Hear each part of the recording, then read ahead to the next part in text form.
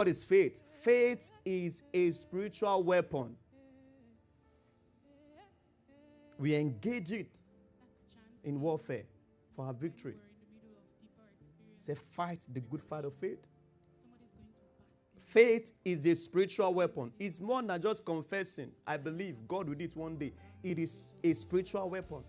Ephesians 6 and verse 16. He said, taking the shield of faith, wherewith you quench all the fiery darts of the wicked. There are always giants in everyone's promised land.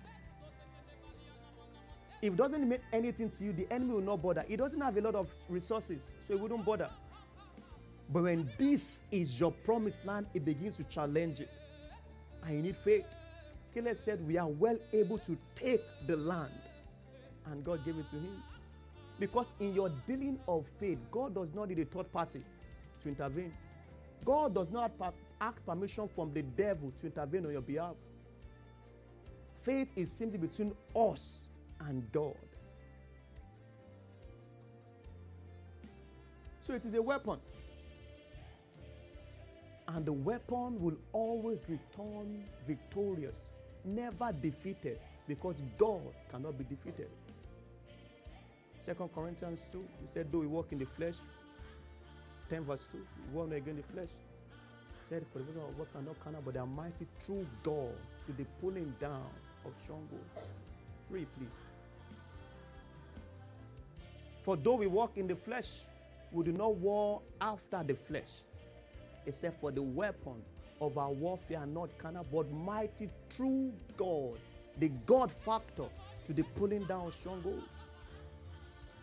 So whatsoever cannot defeat God cannot defeat faith. And here is the good news. The victory of faith is expressed through our mouth. Faith is a weapon that never returns back defeated. But the victory in faith is expressed through our mouth. He said, I give to you a mouth and a wisdom that none of your adversary can against nor resist. It is how you call your situation. That is how it will be. In Romans 10 and verse 6, he said, the righteousness of faith speaketh on this wise. Faith has to speak. He says, say not in thy heart that we shall descend or ascend into the heaven. That is to bring Christ down from above. Verse 7. He said, or who shall descend into the deep? That is to bring up Christ again from the dead. Now verse 8. He said, but what seeth it? That is faith. The word is near thee, even in your mouth and in the heart. That is the word of faith which we preach. The victory of faith is expressed through our mouth. The victory, the weapon of faith, the victory of it is expressed through our mouth. From a defeated believer to a triumphant believer, one thing is the differential, what they are saying, for you shall have whatsoever that you say. I believe, remember the testimony of one of our sisters that was challenged at the time? And she was in that ordeal for more than 3 months. They took her from one of the hospitals, I believe in Maple Ridge or Coquitlam, because they could not find anything. They tried everything. They did everything. They could not find a solution. And they brought her down to Real Colombia here. I was at one of the hospital visits and I saw the doctors. I saw confusion in their faces. What is this? The person could not sit down, could not lie down, could not stand up, pain everywhere. And in one of our testimonies, she saw someone appear to her and said, we will take your blood, we will drink your blood, we will drink your water, we will squeeze you and they will kill you. So doctors were looking for all those afflictions they could not find. I saw the doctors, they were confused. 2 doctors, one was a practitioner, the other one was something. They were confused. So the only solution they could do was to have a drug that could affect the brain, that the brain would not feel any pain. But the source was still there.